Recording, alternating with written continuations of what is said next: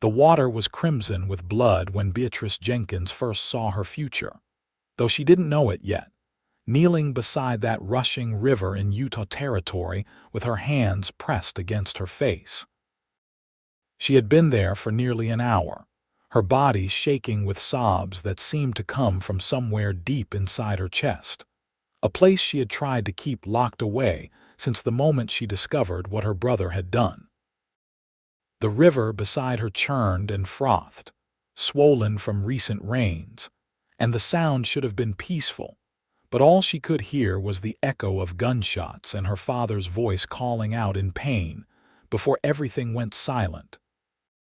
Beatrice was 21 years old, and until 3 days ago, she had believed her brother Thomas was a good man. She had believed a lot of things that turned out to be lies. The sun was starting to set over the mountains, casting long shadows across the rocky ground, and she knew she should move, should find shelter before dark, but her legs wouldn't work. Everything hurt. Her feet were blistered from walking, her dress was torn and dirty, and her heart felt like it had been crushed under a wagon wheel. She didn't hear the footsteps approaching until they were very close. "Madam." The voice was deep and cautious, the kind of voice that belonged to someone who had learned to be careful around frightened things. Beatrice jerked her head up, her hand instinctively reaching for the small knife she kept in her boot, but her vision was blurred with tears, and she could barely make out the figure standing a few feet away. "I don't mean you any harm," the voice continued, softer now. "I just saw you from the trail and thought you might need help." She blinked rapidly, trying to clear her eyes, and slowly the figure came into focus. He was tall, probably close to 6 feet, with broad shoulders and the lean build of someone who spent most of their life on horseback. He wore dusty brown trousers, a worn blue shirt, and a hat that had seen better days. His face was tanned from the sun, with strong features and eyes that looked kind even in the fading light. "I'm fine," Beatrice said automatically, though her voice cracked on the words and made her a liar. The man studied her for a moment, then slowly lowered himself to sit on a large rock a respectful distance away. He removed his hat and set it on his knee, revealing dark hair that needed cutting. "You don't look fine," he said gently. "You look like someone who's been through hell." Beatrice let out a sound that was half laugh, half sob. "That's an accurate assessment." They sat in silence for a few moments, the only sound the rushing water and the distant call of a bird. The man didn't push, didn't demand anything, just sat there with an infinite patience that somehow made Beatrice's chest feel a little less tight. "My name is Xavier Wright," he finally said. "I've got a ranch about 5 miles from here, just outside Beaver. Been riding all day checking fence lines." Beatrice wiped at her face with her dirty sleeve, knowing she must look like a disaster but too tired to care. "Beatrice Jenkins," she whispered. "It's nice to meet you, Miss Jenkins, though I wish it were under better circumstances." Xavier's voice was steady and calm, like he was talking to a spooked horse. "Are you hurt? Do you need a doctor?" "No," she shook her head. "Not that kind of hurt anyway." Xavier nodded slowly, as if he understood exactly what she meant. He reached into his saddlebag and pulled out a canteen, holding it out to her. "At least have some water. You look like you could use it." Beatrice hesitated, then reached out and took the canteen. The water was cool and clean, and she realized she hadn't had anything to drink since early that morning. She drank deeply, feeling it soothe her raw throat. "Thank you," she said, handing it back. "You're welcome." Xavier tucked the canteen away, then looked out at the river. "This is going to sound forward, and I apologize for that, but the sun's going down and it's not safe out here alone. Whatever you're running from or running to, you need shelter and food. I can take you into Beaver to the hotel there, or you can come to my ranch. My sister Emma lives with me, so you'd have a proper chaperone. But you can't stay out here." Beatrice felt fresh tears welling up at the simple kindness in his offer. She had been so alone for the past 3 days, so terrified and angry and lost, that the idea of someone wanting to help her felt almost unbelievable. "I don't have any money," she admitted quietly. "I can't pay for a hotel." "Then you'll come to the ranch," Xavier said simply, as if it were the most obvious solution in the world. "Emma's always complaining that she never has anyone to talk to besides me and the ranch hands. She'll be thrilled to have another woman around." Beatrice looked at him, really looked at him, trying to see if there was any deception in his face, any hint of ulterior motives. But all she saw was genuine concern and a quiet strength that made her feel, for the first time in days, like maybe everything would be okay. "Why would you help a stranger?" she asked. Xavier met her eyes steadily. "Because someone helped me once when I needed it most, and because leaving you here would be wrong." He paused, then added softly, "And because you're sitting here crying like your whole world fell apart, and I know what that feels like." Something in his words, in the raw honesty of them, broke through the last of Beatrice's defenses. She found herself nodding, accepting his help even though a week ago she would have been too proud. "Okay," she whispered. "Thank you." Xavier stood and extended his hand to help her up. Beatrice took it, feeling the calluses on his palm, the strength in his grip as he pulled her to her feet. Her legs were stiff and sore, and she stumbled slightly. Xavier steadied her, his hand gentle on her elbow. "My horse is just up the trail," he said. "Can you walk that far?" Beatrice nodded, and they started walking slowly. Xavier matched his pace to hers, never rushing, never showing impatience even though she was moving like an old woman. His horse was a beautiful bay gelding with intelligent eyes, already saddled and waiting patiently where Xavier had tied him. "This is Marshall," Xavier said, patting the horse's neck. "He's steady as they come. Do you ride?" "Yes," Beatrice said. "My father taught me when I was young." Something flickered across her face when she mentioned her father, and Xavier saw it but didn't pry. Instead, he untied Marshall and helped Beatrice up into the saddle before swinging up behind her. She stiffened for a moment at the closeness, but Xavier kept his touch respectful, one arm loosely around her waist to steady her, the other holding the reins.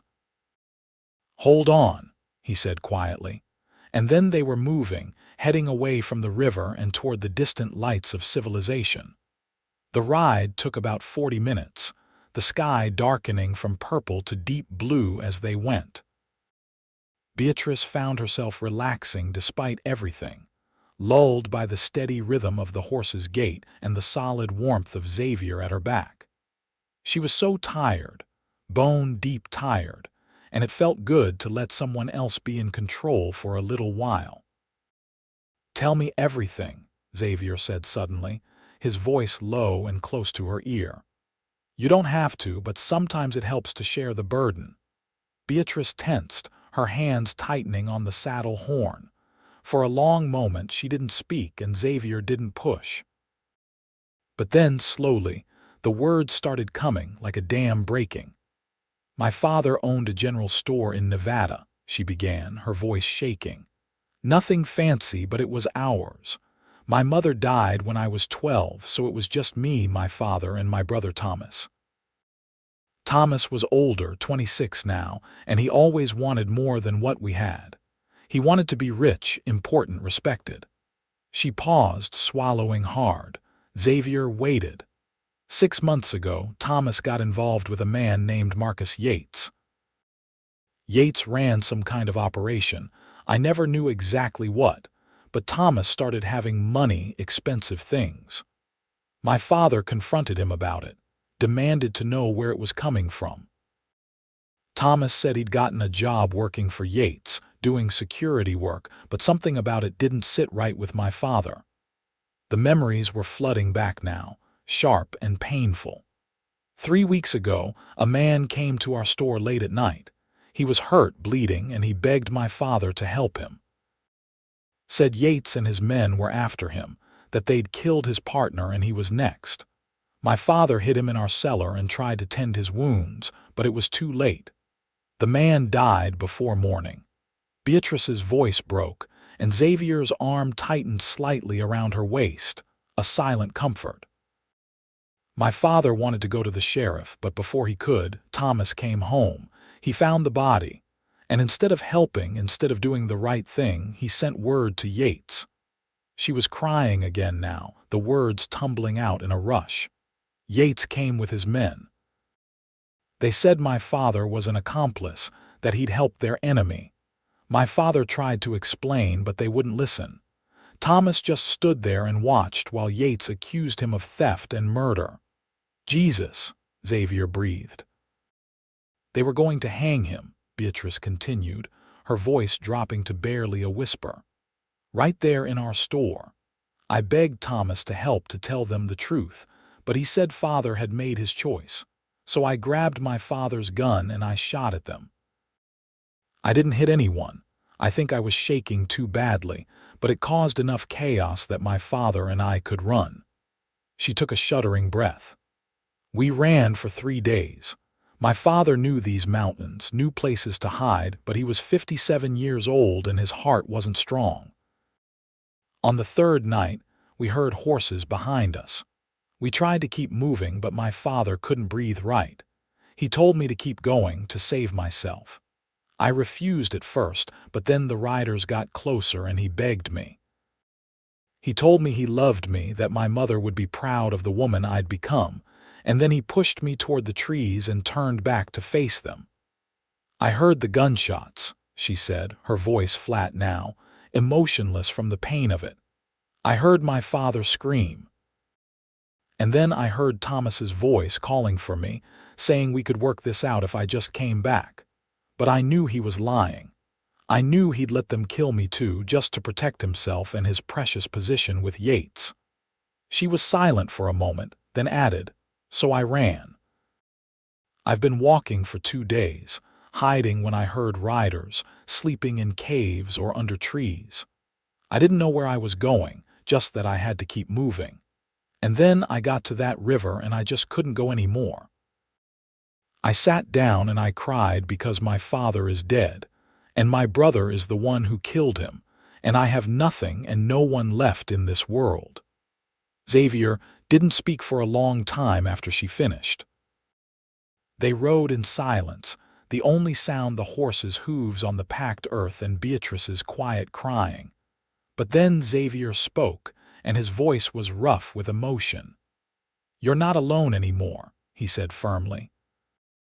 I know that doesn't fix anything, and I know you've got no reason to trust anyone after what your brother did. But you're not alone. You're going to stay at my ranch as long as you need to, and we're going to figure this out. Together. Beatrice wanted to argue, wanted to say she couldn't accept that kind of help, but she was too tired and too broken. So instead, she just nodded and let herself lean back slightly against Xavier's solid chest, accepting the comfort he was offering. They reached the ranch just as full darkness fell. It was a sprawling property with a large main house, a barn, several outbuildings and corrals that held horses and cattle. Warm light glowed from the windows of the house, welcoming and safe, and Beatrice felt something tight in her chest loosen slightly. Xavier dismounted first, then helped Beatrice down. Her legs were shaky, and she had to hold onto the saddle for a moment to steady herself. Before Xavier could say anything, the front door of the house burst open and a young woman came running out. Xavier, you're finally back. I was starting to worry that you'd fallen off a cliff or something equally dramatic, and I'd have to run this ranch myself, which would be terrible, because I don't know the first thing about managing cattle and— She stopped abruptly when she saw Beatrice, her eyes widening. Oh. You brought someone home. Emma Wright was about 19 years old, with the same dark hair as her brother but warmer brown eyes that sparkled with curiosity and kindness. She wore a simple green dress and had flour on her hands, clearly interrupted in the middle of cooking. "Emma, this is Beatrice Jenkins," Xavier said. "She's going to be staying with us for a while. She's had a rough few days and needs somewhere safe." Emma's expression immediately shifted from curiosity to concern. She hurried forward and took Beatrice's hands in hers, not seeming to care about the dirt and blood on them. "Oh, you poor thing," she said warmly. "Come inside right now. Xavier, take care of Marshall and then come in. Beatrice, you look like you need a hot bath, a good meal, and about 12 hours of sleep. We'll get you fixed up."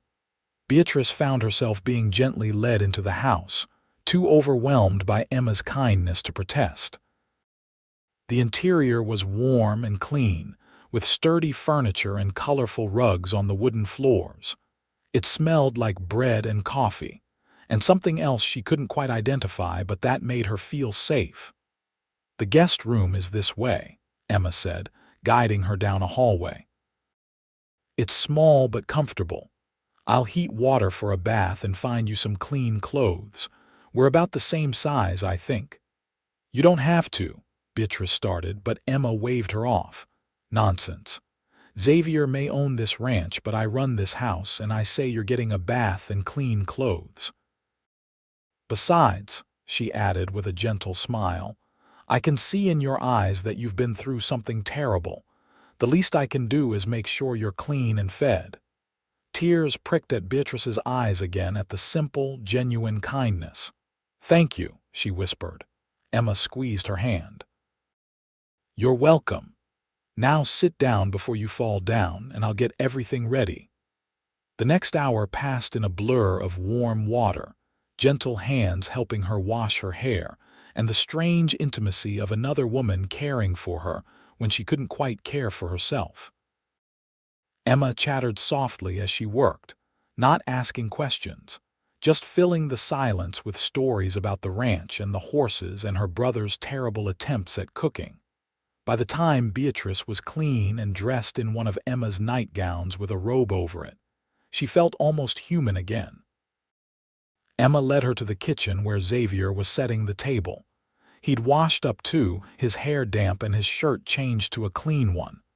"Better?" he asked, and Beatrice nodded. "Much. Thank you both." They sat down to a simple meal of stew and bread, and for a while no one spoke, just ate. Beatrice was hungrier than she'd realized, and the food was good and filling. She caught Xavier watching her a few times, his expression thoughtful, but he didn't press her with questions. After dinner, Emma insisted that Beatrice go straight to bed. "You're exhausted," she said firmly. "Everything else can wait until morning." Beatrice was too tired to argue. She let Emma lead her to the guest room, a small but cozy space with a comfortable-looking bed and a window that overlooked the dark mountains. Emma helped her into bed, tucking the blankets around her like she was a child. "If you need anything at all, our rooms are just down the hall," Emma said. "You're safe here, Beatrice, I promise." "Why are you being so kind to me?" Beatrice asked, the question slipping out before she could stop it. "You don't even know me." Emma smiled, her expression sad and knowing. "Because 5 years ago, Xavier and I lost our parents in a wagon accident. We were alone and scared and had nothing. A neighboring rancher took us in, helped us get on our feet, left us this property in his will when he passed 2 years ago. We know what it's like to need help and have nowhere to turn. So when someone needs help, we give it.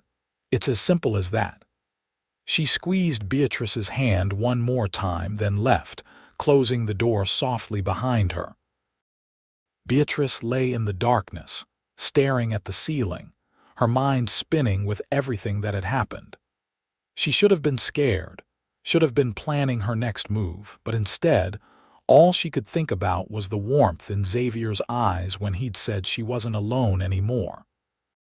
She fell asleep thinking about the sound of his voice, steady and sure, and for the first time in days, she didn't have nightmares.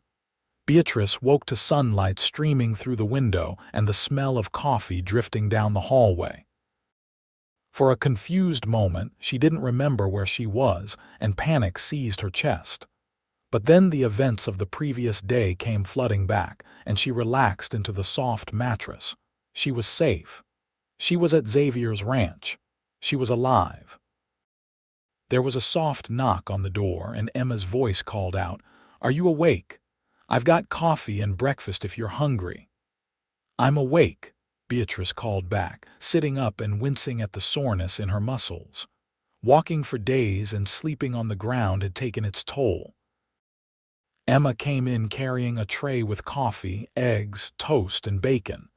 She set it on the small table by the window and opened the curtains wider, letting in the morning light. "How did you sleep?" she asked. "Better than I have in days," Beatrice admitted. "Thank you for this." "You're welcome." "Xavier's out working already. He gets up before dawn most days, but he said to tell you to rest, and that he'll be back around noon. He wants to talk to you about what to do next." Beatrice nodded, sipping the coffee. It was strong and hot and exactly what she needed. "Emma, can I ask you something?" "Of course. Your brother, has he always been this kind, this willing to help strangers?" Emma smiled, settling into the chair across from her. "Always. Even when we were kids and had nothing ourselves, Xavier would give away his lunch to someone who looked hungrier. Our mother used to say he had too big a heart for this hard world." Her smile faded slightly. "After our parents died, he became even more protective, more determined to help people when he could. I think it's because he couldn't save them, so he saves everyone else." "He's a good man," Beatrice said softly. "The best," Emma agreed. "Though don't tell him I said that, his head's big enough already." She grinned, lightening the mood, and Beatrice found herself smiling back despite everything. After breakfast, Emma helped Beatrice find clothes that fit better, a simple brown skirt and white blouse that were practical and comfortable. Then, Emma took her outside to show her around the property. The ranch was beautiful in the daylight, with rolling hills covered in grass, grazing cattle in the distance, and mountains rising up behind it all. The air was clean and crisp, and Beatrice took deep breaths, feeling some of the darkness lift from her soul. They were feeding carrots to the horses in the corral when Xavier rode up on Marshall. He dismounted smoothly, his movements easy and practiced, and walked over to them. His eyes went immediately to Beatrice, checking her over as if assuring himself she was real and safe. "How are you feeling?" he asked. "Sore, but better," Beatrice said. "Your sister has been wonderful. She's good at that." Xavier smiled at Emma, who made a face at him. "Listen, I was thinking about what you told me yesterday, about Marcus Yates and your brother. I asked around town this morning, and Yates is known around here. He's bad news, runs some kind of smuggling operation out of Nevada. The law wants him, but he's slippery, always moving around." Beatrice felt her stomach drop. "Do you think he'll come here looking for me?" "I don't know," Xavier said honestly, "but I think we need to be prepared in case he does. I've got hands who can keep watch, and the sheriff in Beaver is a good man. I can talk to him, explain the situation." "No," Beatrice said sharply, then softer, "no, please. If the law gets involved, they'll want me to testify, and if Yates finds out, he'll make sure I never make it to trial. I just need to disappear, to start over somewhere he can't find me." Xavier studied her for a long moment. "Is that really what you want? To spend the rest of your life running and hiding?" "I don't want it," Beatrice said, her voice breaking. "But I don't see another choice. My father is dead. My brother betrayed us. I have no proof of anything Yates did, it's just my word against his. What am I supposed to do?" "You're supposed to stay here and let us help you," Emma said firmly, taking Beatrice's hand. "You're not alone anymore, remember." Beatrice looked between them, these two people who barely knew her but were offering her everything. "Why?" she whispered. "Why would you risk yourselves for me?" Xavier stepped closer, and the intensity in his eyes made Beatrice's breath catch. "Because it's the right thing to do," he said. "Because you deserve justice for what happened to your father. And because," he hesitated, then continued, "because from the moment I saw you crying by that river, I felt something I haven't felt in a long time. A need to protect you, to help you, to make sure you never cry like that again." The honesty in his words hung in the air between them. Emma looked between them, a knowing smile on her face, then quietly excused herself, saying something about checking on the bread in the oven. "Xavier," Beatrice started, but he shook his head. "You don't have to say anything. I know it's too soon. I know you're dealing with grief and trauma and 1,000 other things. But I want you to know that you can stay here as long as you need to. And when you're ready, when you've had time to heal, we'll figure out what comes next. Together." Beatrice felt tears sliding down her cheeks again, but they weren't tears of despair this time. They were tears of relief, of gratitude, of something else she was afraid to name. "I don't deserve your kindness," she whispered.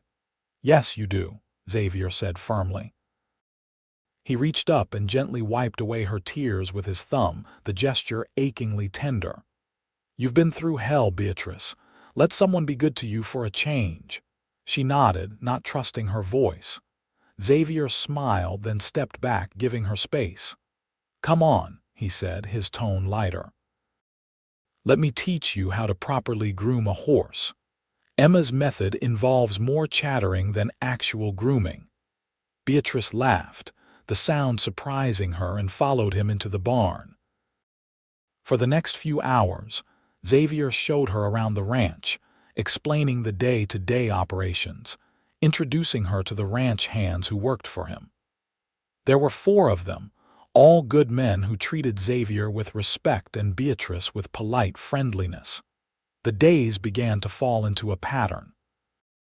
Beatrice would wake early, help Emma with breakfast and household chores, then spend time outside working with the horses or helping with whatever tasks needed doing. Xavier was always nearby, not hovering but present, and slowly, carefully, they began to talk. He told her about his parents, about the accident that killed them and the months of grief that followed. He told her about taking over the ranch, about the struggles and triumphs, about the satisfaction of building something with his own hands. And she told him more about her life before everything fell apart, about her mother's laugh and her father's terrible jokes, about growing up in a store full of interesting people and strange goods. They didn't talk about Thomas or Yates or what happened at the river. Not directly. But it was there between them, an unspoken weight that colored everything. 2 weeks after Beatrice arrived at the ranch, everything changed. She was in the garden behind the house, helping Emma pull weeds when one of the ranch hands came running up, his face pale. "Miss Emma, where's Xavier?" he asked urgently. "Out checking the north pasture." "Why?" Emma stood, brushing dirt from her skirt. "There's riders coming up the road, 5 of them, and they don't look friendly." Beatrice's blood went cold. Emma immediately turned to her. "Go inside. Lock yourself in the cellar. Don't come out until we come get you." "But what if it's them? What if they hurt you or Xavier?" Beatrice's voice was rising with panic. "We can handle ourselves," Emma said firmly, "but we can't protect you if you're standing out in the open. Please, Beatrice, trust us." Beatrice wanted to argue, but the sound of hoofbeats was getting closer. She ran inside, down the stairs to the cellar, and pulled the door shut behind her. In the darkness, she could hear muffled voices, men shouting, and her heart pounded so hard she thought it might burst from her chest. Upstairs, Emma stood on the porch as the 5 riders approached. She recognized the man in front, Marcus Yates, from the descriptions Beatrice had given. He was in his 40s, with cold eyes and a cruel mouth. "Good morning," Emma said pleasantly, as if armed strangers rode up to her home every day. "Can I help you gentlemen with something?" "We're looking for a woman," Yates said, his voice flat. "Beatrice Jenkins. We have reason to believe she's in this area." "Can't say I know anyone by that name," Emma replied, her expression open and innocent. "What's she wanted for?" "That's none of your concern. Have you seen any strangers around here in the past few weeks? Just the usual travelers passing through. Why is this woman dangerous?" Before Yates could answer, Xavier came riding up hard from the direction of the north pasture, Marshall's hooves throwing up dust. He'd seen the riders from a distance and had come as fast as he could. He dismounted quickly, positioning himself between Emma and the strangers. "What's going on here?" he asked, his voice calm but with an edge of steel underneath. Yates sized Xavier up, clearly assessing whether he'd be a problem. "Just asking your woman here about someone we're looking for." "She's my sister, not my woman," Xavier said, "and I heard the question. Haven't seen anyone matching that description. Now, if there's nothing else, I've got work to do." One of the men with Yates and Xavier felt his stomach drop when he realized it must be Thomas Jenkins, spoke up. "She's dangerous. She killed a man and stole money. If she shows up here, you need to turn her in." Xavier looked at Thomas, seeing the resemblance to Beatrice in the shape of his face, the color of his eyes. This was the brother who had betrayed her, who had stood by and let their father be murdered. Xavier felt rage surge through him, but he kept his expression neutral. "If I see anyone matching that description, I'll be sure to let the sheriff know," he said evenly. Yates stared at him for a long moment, then nodded slowly. "See that you do." He turned his horse. "We'll be staying in Beaver for a few days, making inquiries. If we find out you've been hiding her, it won't go well for you." "Is that a threat?" Xavier asked, his voice dangerously quiet. "It's a promise." Yates smiled, but there was no warmth in it. Then he and his men rode off, leaving Xavier and Emma standing in tense silence. As soon as they were out of sight, Xavier turned and ran into the house. "Beatrice, it's okay, they're gone." He heard the cellar door open, and then Beatrice was running up the stairs and into his arms. She was shaking, crying, clinging to him like he was the only solid thing in a world that had gone mad. "They were here," she sobbed. "They found me. Oh God, they're going to kill you just like they killed my father." "No, they're not," Xavier said firmly, holding her tight. "I won't let that happen. But Beatrice, we need to make a plan. They're staying in Beaver. That means they're not going to stop looking." Emma had followed them inside, and now she closed and locked the door. "We need to go to the sheriff," she said. "Tell him everything, get protection." "The sheriff might be in Yates's pocket," Beatrice said, pulling back from Xavier and wiping her eyes. "Or even if he's not, what proof do I have? It's my word against theirs." "Then we get proof," Xavier said. His mind was racing, forming a plan. "Thomas is here. If we can get him to talk, to admit what he did, maybe we can use that." "How?" Beatrice asked. "I don't know yet, but I'll figure something out." Xavier cupped her face in his hands, his touch gentle. "I promised you that you weren't alone. I meant it. We're going to end this, Beatrice. I swear to you." She looked up at him, and something shifted between them. All the careful distance they'd been maintaining, the slow building of trust and friendship, crystallized into something more intense, more immediate. Xavier's eyes dropped to her lips, then back to her eyes. A silent question. Beatrice answered by rising on her toes and kissing him. It was soft and tentative at first, a gentle brush of lips, but then Xavier's arms came around her and he kissed her back with a passion that took her breath away. It was a kiss full of fear and relief and something deeper, something that had been growing between them since that first moment by the river. When they finally pulled apart, both breathing hard, Emma cleared her throat loudly from where she was very obviously pretending not to watch. "So that's happening," she said, a smile in her voice. "Good. About time. I was wondering how long you two were going to dance around each other." Beatrice felt her cheeks heat, but Xavier just laughed and pulled her close again. "Emma's never been subtle," he said.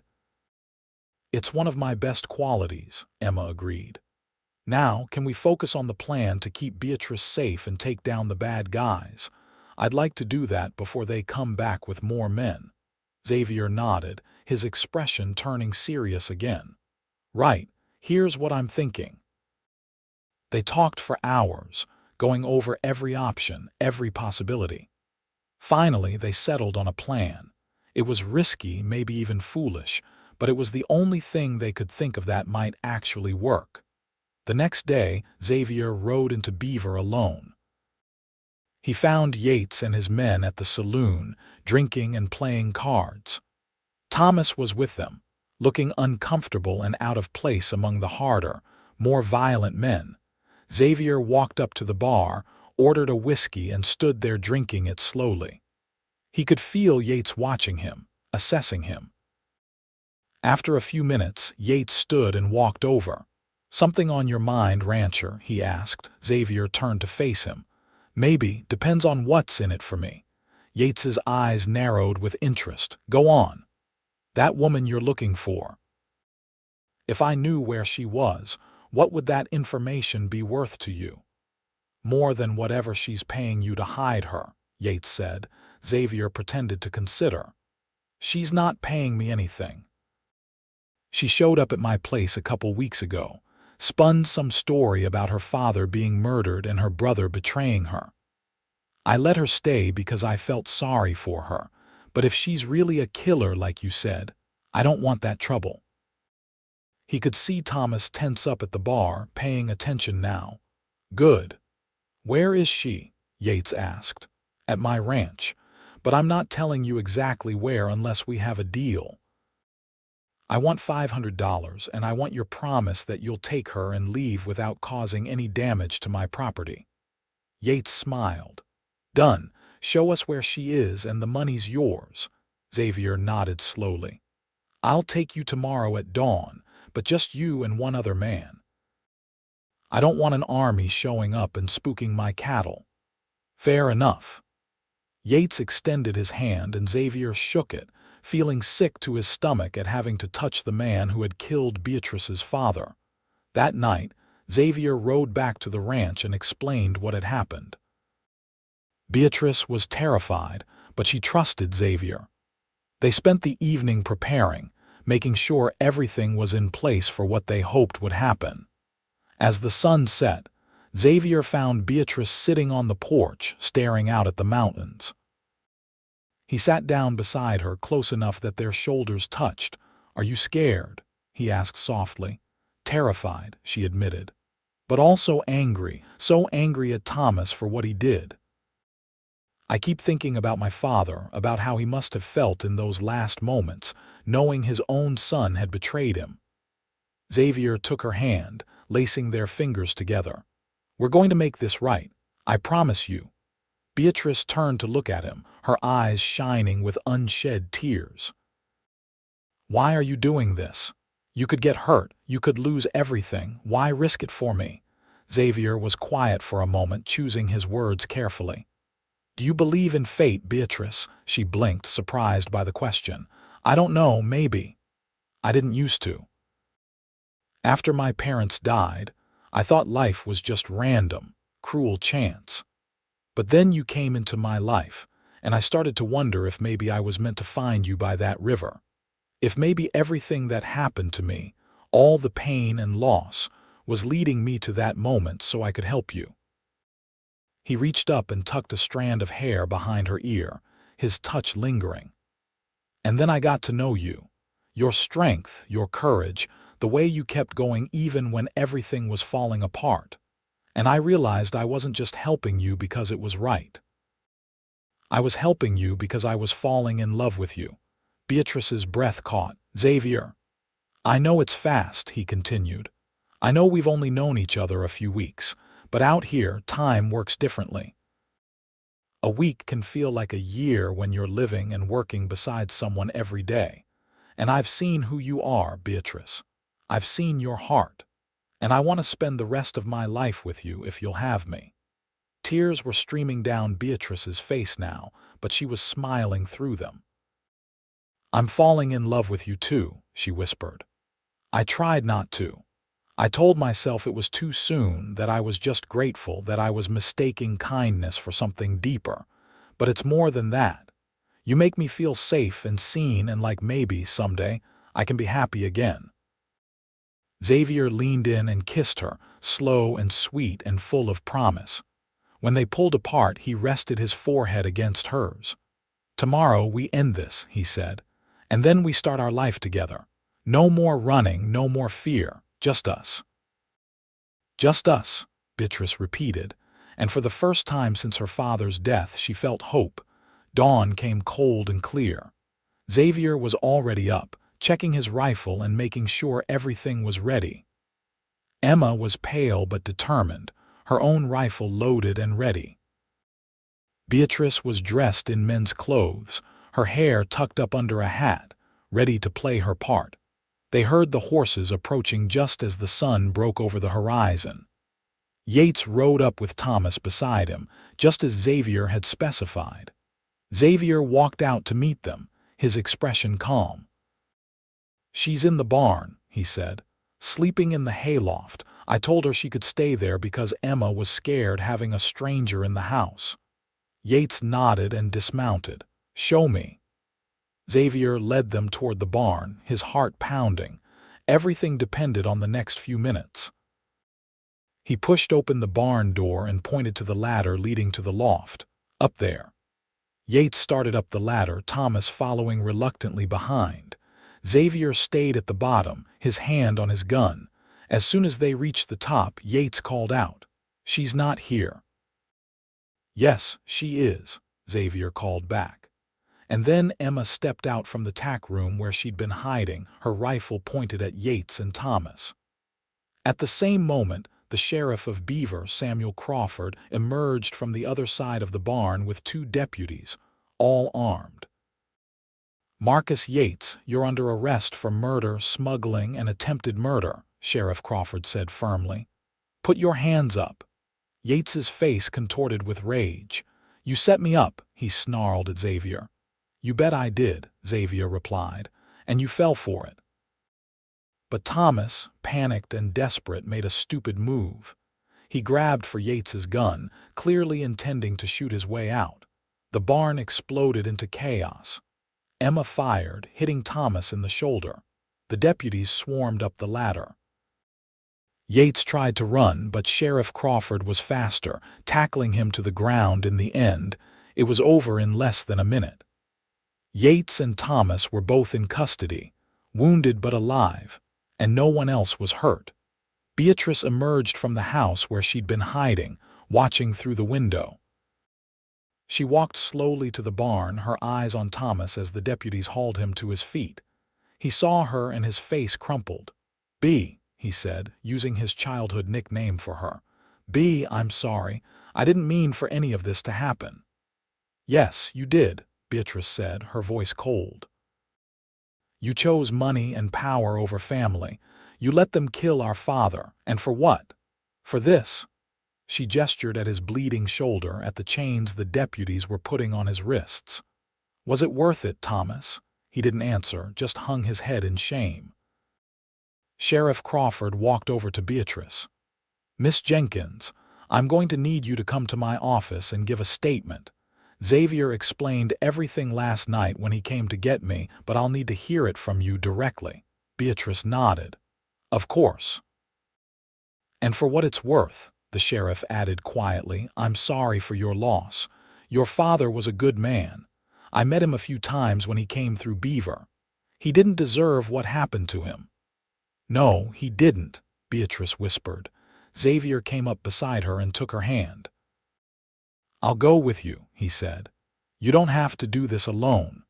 They spent the next several hours at the sheriff's office. Beatrice told her story from beginning to end, with Xavier sitting beside her the whole time, his presence a steady comfort. The sheriff wrote everything down, asked questions, and finally leaned back in his chair. "That should be enough," he said. especially combined with what we've already got on Yates. He's been wanted in 3 territories for various crimes. Your testimony will help put him away for a long time, maybe even see him hang. And my brother, Beatrice asked. He'll stand trial too. Given that he's willing to testify against Yates in exchange for a lighter sentence, he'll probably avoid hanging, but he'll spend years in prison. The sheriff's expression was sympathetic. I know that's not easy to hear. He made his choices, Beatrice said quietly. He has to live with the consequences. As they left the sheriff's office, Xavier pulled Beatrice into his arms right there on the main street of Beaver, not caring who saw. It's over, he said. It's really over. Beatrice clung to him, feeling the weight she'd been carrying finally lift from her shoulders. It's over, she repeated, and then she started laughing, the sound a little wild but full of relief and joy. Xavier pulled back to look at her, smiling. What's so funny? Nothing. Everything. I can't believe we did it. I can't believe it's really over. She cupped his face in her hands. Thank you for everything. For saving me, for believing me, for risking yourself to help me get justice. You don't have to thank me, Xavier said. I love you, Beatrice. I'd do anything for you. I love you too, she said, and kissed him right there in front of God and everyone. The next few weeks passed in a blur of happiness. Yates and Thomas were both tried and convicted. Yates was sentenced to hang for his crimes, while Thomas received 20 years in prison. Beatrice attended the sentencing, needing to see it through to the end. When it was over, she finally felt like she could breathe. Back at the ranch, life fell into a comfortable rhythm. Beatrice officially moved into the guest room, though she spent most of her time with Xavier, working beside him during the day and sitting with him on the porch in the evenings, talking about everything and nothing. One evening, about 2 months after the trial, Xavier took Beatrice out to a spot on the ranch that overlooked the valley. The sun was setting, painting the sky in shades of gold and pink, and the air was warm and sweet. I want to show you something, Xavier said, leading her to a flat piece of ground with a beautiful view of the mountains. I've been thinking about building a new house here, somewhere bigger with more room. The main house is fine, but it's cramped with 3 adults and the ranch hands coming and going. It's a beautiful spot, Beatrice said, looking around. You could have a garden here and a porch that wraps around the whole house. Children could play in that field over there. Xavier turned to her, his expression intense. Is that something you want? Children, I mean. A life here with me. Beatrice met his eyes. Yes, she said simply. I want all of that, with you. Xavier reached into his pocket and pulled out a small box. He dropped to one knee and Beatrice's hands flew to her mouth, tears already starting. Beatrice Jenkins, Xavier said, his voice rough with emotion. You came into my life like a storm, turning everything upside down, and I wouldn't change a single moment of it. You're strong and brave and beautiful, and I want to spend the rest of my life making you happy. Will you marry me? He opened the box, revealing a simple gold band with a small diamond. It wasn't fancy or expensive, but it was perfect. Yes, Beatrice said, laughing and crying at the same time. Yes, yes, 1,000 times yes. Xavier stood and slipped the ring onto her finger, then pulled her into his arms and kissed her as the sun set behind them, casting them in golden light. They were married a month later in a simple ceremony in Beaver, with Emma as Beatrice's maid of honor and the ranch hands as witnesses. Sheriff Crawford gave Beatrice away, standing in for the father she'd lost. It was a bittersweet moment, but also joyful, a new beginning rising from the ashes of tragedy. The first year of their marriage was full of hard work and happiness. They started building the new house, working on it whenever they had spare time. Emma teased them mercilessly about being newlyweds, but Beatrice could see how happy she was for them. Beatrice threw herself into life on the ranch, learning everything she could about running cattle, managing horses, and keeping books. She discovered she had a talent for numbers, and she took over the ranch's finances, finding ways to save money and increase profits. Under her management, the ranch began to thrive even more, but it wasn't all work. There were lazy Sunday mornings spent in bed, talking and laughing and making love. There were evenings on the porch, watching the stars come out while Xavier played harmonica and sang badly. There were rides through the mountains, just the two of them, finding secret spots where they could be alone. One evening, about a year and a half after they married, Beatrice realized she'd missed her monthly. At first, she told herself it was nothing, just stress or a change in routine.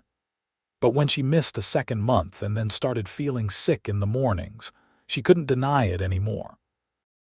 She was pregnant. She told Xavier one night after dinner, pulling him aside to the new house that was nearly finished. They'd been working on the bedroom, hanging curtains Emma had sewn, and the space felt intimate and special. "Xavier, I have something to tell you," she said, suddenly nervous. He turned to her, concern immediately crossing his face. "What is it? Are you okay?" "I'm fine. Better than fine." She took his hands in hers. "I'm pregnant." For a moment, Xavier just stared at her, his expression blank with shock. Then his face broke into the biggest smile she'd ever seen, and he let out a whoop of joy that probably carried all the way back to the main house. "We're having a baby," he shouted, then scooped Beatrice up and spun her around carefully. "We're having a baby," Beatrice laughed, holding on to him. "We are. Are you happy?" "Happy, Beatrice, I'm beyond happy. I'm ecstatic. I'm over the moon. He trailed off, his eyes getting suspiciously shiny. "I'm going to be a father." "And you're going to be wonderful at it," Beatrice said softly, reaching up to wipe away the tear that had escaped down his cheek. Emma was thrilled when they told her, immediately launching into plans for the nursery and baby clothes and all the things they would need. Beatrice found herself swept up in the excitement, the joy of creating a new life after so much death and loss. The pregnancy progressed smoothly. Beatrice felt sick for the first few months, but Xavier was attentive and caring, bringing her crackers in bed and holding her hair when she was ill. As her belly grew, he would talk to the baby, telling stories about the ranch and singing lullabies his mother had sung to him. They moved into the new house when Beatrice was 7 months pregnant. It was perfect, spacious and comfortable, with big windows that let in lots of light and a porch that wrapped around 3 sides. The nursery was painted a soft yellow, neutral since they didn't know if they were having a boy or girl, and filled with handmade furniture Xavier had built himself. Beatrice went into labor on a warm spring morning. The birth was long and hard, lasting nearly 20 hours, but Xavier stayed with her the whole time, holding her hand and telling her she was strong. She could do this. He loved her. Finally, just as the sun was rising on a new day, their son was born. He was perfect, with a thick head of dark hair and his father's strong features. He came into the world screaming, healthy and loud, and when the midwife placed him in Beatrice's arms, she started crying. "He's beautiful," she whispered, looking down at her son in wonder. Xavier was crying too, unashamed tears streaming down his face as he looked at his wife and child. "He's perfect. You're perfect. I love you both so much." They named him William James Wright, after Xavier's father and Beatrice's father. Little William, or Will as they called him, was an easy baby, sleeping well and eating eagerly. Xavier was besotted, holding his son every chance he got, talking to him constantly even though Will was too young to understand. Beatrice recovered quickly from the birth, and soon she was back to helping run the ranch, though now with a baby strapped to her chest or napping in a basket nearby. Emma was a doting aunt, always volunteering to watch Will so Xavier and Beatrice could have time alone. The years passed in a blur of happiness. Will grew into an energetic toddler, following his father around the ranch and trying to help with chores. When he was 3, Beatrice became pregnant again. This time, she carried a girl, born in the middle of winter with her mother's golden hair and delicate features. They named her Sarah Rose. Raising 2 children on a working ranch was exhausting but fulfilling. Beatrice had never been happier. Every morning, she woke up next to the man she loved, in a home they'd built together, surrounded by the family they'd created. It was more than she'd ever dreamed of having back when she was crying by that river, certain her life was over. When Will was 8 and Sarah was 5, Emma got married to one of the ranch hands, a good man named Jack Carter who had been courting her for over a year. They had a small ceremony at the ranch, and Beatrice cried happy tears watching Emma dance with her new husband. Remembering her own wedding day, Emma and Jack moved to a small house on the edge of the property, and soon they were expecting their first child. The cousins would grow up together, running through the fields and learning to ride horses and causing all kinds of trouble. More years passed. Will grew tall and strong like his father, taking on more responsibilities around the ranch. Sarah was sharp and clever, with her mother's head for numbers and her father's kind heart. They added more cattle, more horses, more land. The ranch prospered, becoming one of the most successful in Utah territory. One evening, when Will was 15 and Sarah was 12, the family gathered on the porch after dinner. It had become a tradition, this time together at the end of each day, watching the sunset and talking about everything and nothing. Will was talking about a girl at school he liked, his face red with embarrassment while Sarah teased him mercilessly. Xavier was laughing, remembering his own awkward youth, and Beatrice was knitting booties for Emma's 4th baby, due any day now.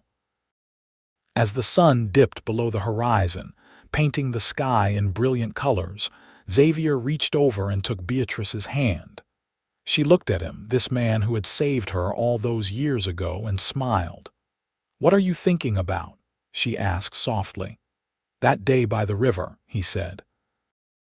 "When I found you crying, I never imagined that moment would lead to all of this life, this family. You." Beatrice squeezed his hand. "I was so lost that day, so broken, and you just sat beside me and asked me to tell you everything. You saved my life, Xavier." "You saved mine too," he replied. "I was going through the motions before you came along, working, surviving, but not really living. You gave me purpose, you gave me love, you gave me everything." "Oh, please," Sarah said, making a face. "You two are so mushy, it's embarrassing." Will laughed. "They're always like this. You get used to it." "Someday, you'll understand," Beatrice told her children, smiling. "When you find someone who makes your heart feel full, someone who turns your world from black and white to color, you'll want to be mushy too." "I hope I find someone like that," Will said quietly, looking out at the mountains. "Someone who makes me feel the way you two feel about each other." Xavier stood and pulled Beatrice to her feet, then wrapped his arms around her from behind, his chin resting on her shoulder. "You will," he said. "Both of you will, because we're going to teach you what real love looks like. Not perfect, not always easy, but real and lasting and worth fighting for." Beatrice leaned back against him, feeling safe and loved and complete. She thought about her father, about how proud he would be to see the life she'd built. She thought about Thomas, who she'd heard had been released from prison 5 years early for good behavior. He'd written to her once, a letter full of apologies and regrets. She hadn't responded, but she'd kept the letter, a reminder that people could change, even if forgiveness took time. But mostly, she thought about how grateful she was for that day by the river. For the kindness of a stranger who became her husband, her partner, her everything. for the family they'd created together, built on a foundation of love and trust and hard work. As darkness fell and the stars came out, the family stayed on the porch, talking and laughing. The ranch was quiet except for the occasional sound of cattle lowing in the distance or horses moving in the corral. It was peaceful, this life they'd made. Eventually, the children went inside to get ready for bed. Emma and Jack stopped by with their kids for a brief visit before heading home. And finally, it was just Xavier and Beatrice, sitting side by side on the porch swing he'd built, gently rocking. "You ever wish things had been different?" Xavier asked. "That you hadn't had to go through all that pain with your father and brother?" Beatrice considered the question. "Sometimes," she admitted. "I miss my father every day, and sometimes I wonder what Thomas's life would have been like if he'd made different choices. But I can't wish away the past because it led me here to you, and I wouldn't trade this life for anything." "Neither would I," Xavier said, kissing her temple. "I love you, Beatrice Wright, today, tomorrow, and every day after that." "I love you too," she replied, turning to kiss him properly. Even after all these years, his kisses still made her heart race, still made her feel like the luckiest woman alive.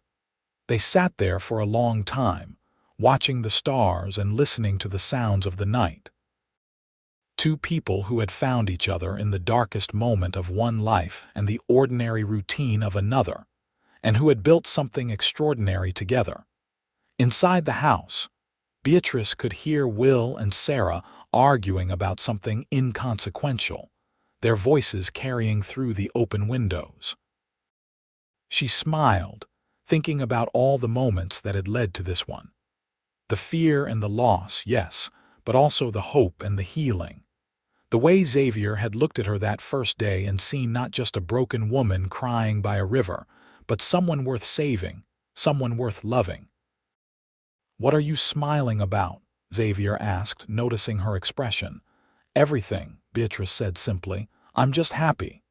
"Good," Xavier said, pulling her closer, "because making you happy is my life's work, and I plan to keep at it for the next 50 years or so." "Only 50, Beatrice teased. "Fine, 60, 70 if we're lucky," Xavier grinned. "However long we get, I want to spend every moment of it with you." "That sounds perfect," Beatrice said, resting her head on his shoulder. As the night deepened and the temperature dropped, they finally went inside, climbing the stairs to their bedroom hand in hand. The house was quiet now, the children asleep, the world at peace. In their room, Xavier helped Beatrice out of her dress, his touches gentle and familiar. They'd made love countless times over the years, but it never got old, never felt routine. There was always tenderness, always passion, always that connection that went deeper than physical desire. Afterward, lying tangled together in the darkness, Xavier traced patterns on Beatrice's back and spoke quietly. "I was thinking," he said, "in a few years when the kids are older and more independent, maybe we could travel, see some of the country beyond Utah and Nevada. Would you like that?"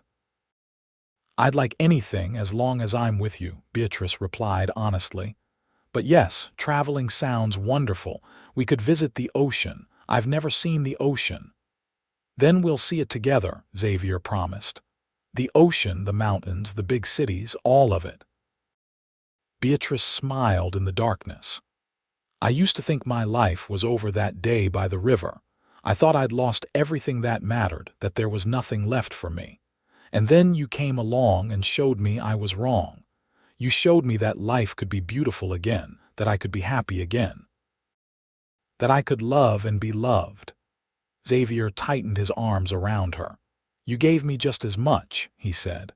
"Purpose, passion, a reason to build something bigger than just a successful ranch.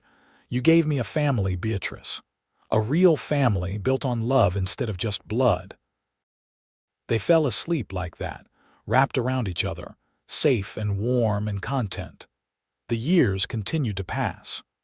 Will grew up and fell in love with a girl from town, a sweet-faced young woman named Mary who fit into the family perfectly. They were married when Will was 22, and soon they had children of their own, adding to the growing Wright family. Sarah proved to have a talent for training horses, and by the time she was 18, people were coming from all over the territory to buy horses she'd trained. She was in no hurry to marry, too focused on her work, but Beatrice could see the way she looked at one of the new ranch hands, a quiet young man named Daniel, and knew it was only a matter of time. Emma and Jack's children grew up alongside Beatrice's, cousins who were more like siblings. The ranch continued to prosper, becoming one of the largest and most respected in Utah. When Utah became a state in 1896, Xavier was asked to serve on the new state legislature, but he declined, saying his place was on the ranch with his family. On their 20th wedding anniversary, Xavier took Beatrice back to the river where they'd first met. It was spring, and the water was high and fast, just like it had been that day so long ago. They stood on the bank, holding hands, remembering. "I was so scared that day," Beatrice said softly. "So alone, I thought my life was ending. And now?" Xavier asked. "Now I know it was just beginning," she replied, turning to face him. "Everything I've become, everything we've built, it all started right here, with you sitting beside me and asking me to tell you everything." "Best decision I ever made," Xavier said, pulling her close. "Stopping to help a beautiful woman crying by a river changed my whole life." "Mine too," Beatrice said, and kissed him, the river rushing beside them, the same but different, just like they were.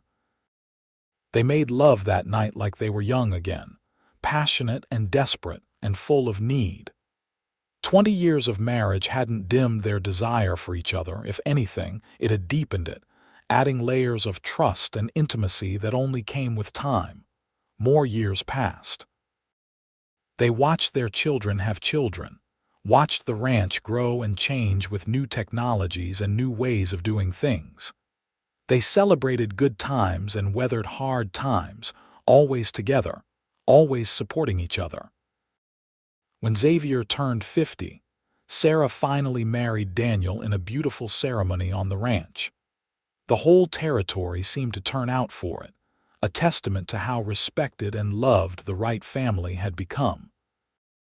Beatrice cried happy tears watching her daughter dance with her new husband, remembering her own wedding day, marveling at how fast time had flown. Will and Mary's oldest son, a boy they'd named Xavier after his grandfather, showed signs of being a natural rancher, and Will started training him to eventually take over the operation. Xavier Sr. was proud but also a little melancholy, aware that his time running the ranch was slowly coming to an end, but there were still good years ahead. Years of watching grandchildren grow, of quiet evenings on the porch with Beatrice, of the simple satisfaction of a life well lived. They faced losses too. Emma's husband Jack died of pneumonia when he was only 55, leaving Emma a widow. But the family rallied around her, supporting her through her grief, the way they'd supported each other through everything else. On their 30th anniversary, Xavier and Beatrice finally took that trip to see the ocean. They traveled by train to California, marveling at the modern convenience of it, and stood on the beach watching the waves roll in. Beatrice laughed like a child, running into the water fully clothed, not caring about propriety or dignity. Xavier ran after her, and they splashed each other like kids, feeling young and free. That night, in a hotel room overlooking the ocean, they made love to the sound of the waves, and Xavier told Beatrice that he loved her more today than he had 30 years ago, and he'd love her even more 30 years from now. "We're getting old," Beatrice said, tracing the lines on his face, the gray in his hair. "We're getting better," Xavier corrected. "Like fine wine or aged cheese," Beatrice laughed. "Did you just compare us to cheese?" It sounded romantic in my head, Xavier admitted sheepishly, and Beatrice laughed harder, pulling him down for a kiss. They returned to the ranch tanned and relaxed and more in love than ever. The family teased them about their second honeymoon, but Beatrice could see the affection in their eyes, the way her children and grandchildren looked at them and saw what a real marriage should be. Years continued to march forward. Emma passed away peacefully in her sleep at 71, surrounded by her children and grandchildren. Beatrice grieved the loss of her sister-in-law, who had become one of her closest friends, but she was grateful for all the years they'd had together. More grandchildren were born, and then great-grandchildren. The ranch passed to Will's management, then to young Xavier's, but Xavier Sr. and Beatrice remained the heart of the family, the ones everyone came to for advice or comfort or just to sit and talk. They grew old together, their hair turning white, their bodies slowing down, but their love never diminished. If anything, it grew stronger, tempered by time and hardship and the deep knowledge of each other that only comes from spending a lifetime together. On a warm summer evening when Xavier was 75 and Beatrice was 73, they sat on their porch watching the sun set. It was the same porch they'd sat on thousands of times before, but somehow it felt different tonight. Sacred. "Are you happy?" Xavier asked, the same question he'd asked her countless times over the years. "So happy," Beatrice replied, taking his weathered hand in hers. "More happy than I ever imagined possible." "Me too," Xavier said softly. He was quiet for a moment, then added, "I've been thinking about that day by the river lately. How different everything could have been if I'd just ridden past, if I hadn't stopped to help." "But you did stop," Beatrice said. "You stopped and you asked me to tell you everything, and you saved my life in every way a person can be saved." "You saved mine too," Xavier reminded her. "I was just existing before you. Now I've lived. Really, truly lived." They sat in comfortable silence as the sun sank lower, painting the sky in brilliant shades of orange and pink and purple. Around them, the ranch bustled with life, 3 generations of family living and working and loving. "I don't have any regrets," Beatrice said suddenly. "Not one. Not about the pain I went through before I met you, because it led me to you. Not about the hard times we faced, because we faced them together. I would do it all again exactly the same way." "So would I," Xavier agreed. He turned to look at her, this woman who had been the love of his life for over 50 years, and saw in her aged face the same beautiful woman he'd found crying by the river. "You're still the most beautiful thing I've ever seen." Beatrice smiled, tears gathering in her eyes. "And you're still the kindest, strongest, most wonderful man I've ever known. Thank you for choosing me, Xavier. Thank you for building this life with me." "Thank you for letting me," Xavier replied and kissed her gently. As darkness fell and stars began to appear, their children and grandchildren drifted out to join them on the porch. It became a spontaneous gathering, 3 generations of family sitting together, talking and laughing and remembering. Stories were told of the early days of the ranch, of Will and Sarah's childhoods, of Emma and Jack and all the people who had helped build this family. And Xavier and Beatrice sat at the center of it all, holding hands, surrounded by the family they'd created and the love they'd nurtured for over 5 decades. They were old now, their time on earth growing shorter, but they'd lived fully, loved deeply, and left a legacy that would continue long after they were gone. Years later, when Xavier passed away peacefully at the age of 82, with Beatrice holding his hand and whispering that she loved him, the entire territory mourned. He'd been a good man, a fair employer, a loving husband and father and grandfather and great-grandfather. His funeral was attended by hundreds of people whose lives he'd touched. Beatrice grieved, but not with the desperate, broken grief she'd felt when her father died. This was a sadness tempered by gratitude, by the knowledge that she'd had Xavier for 54 beautiful years, that they'd built something lasting together. She missed him terribly, but she wasn't alone. She had her children, her grandchildren, her great-grandchildren. She had the ranch they'd built, and the family they'd created. She lived for 3 more years after Xavier's death, staying active and involved in the ranch despite her age. She taught her great-grandchildren to read, told them stories about their great-grandfather, made sure they knew what kind of man he'd been. On a spring morning, exactly 57 years after the day Xavier had found her by the river, Beatrice Jenkins Wright passed away in her sleep. She was 85 years old, and she died peacefully, with a smile on her face, in the bed she'd shared with Xavier for so many years. Her children found a letter on her bedside table, written in her still, steady hand. It was addressed to all of them, and in it, she told them how much she loved them, how proud she was of the people they'd become. She told them about that day by the river, about how their father had saved her in every way that mattered. She told them to love fiercely, to choose kindness, to build lives full of meaning and purpose. And at the end, she wrote, "My life was not easy. I knew loss and betrayal and pain, but I also knew love, real love, the kind that transforms everything. Your father showed me that even in our darkest moments, we can find light, that even when we think our story is over, it might just be beginning. I'm not sad to go because I know I've lived a full life, surrounded by people I love.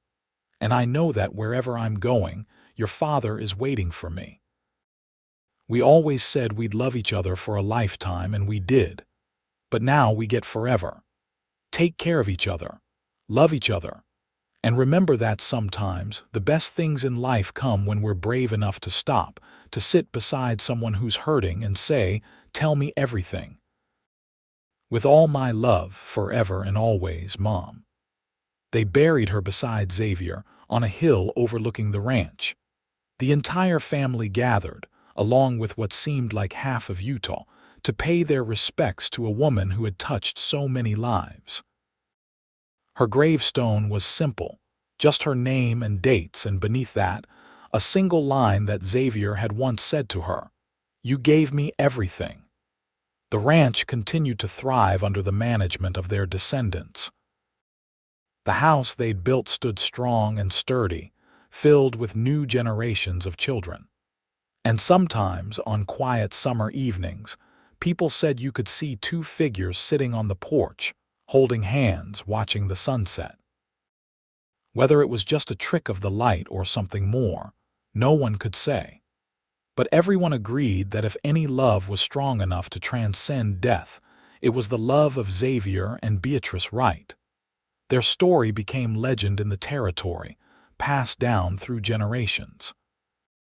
The tale of a cowboy who found a woman crying by a river and stopped to help her, and how that single act of kindness blossomed into a love that lasted a lifetime and beyond.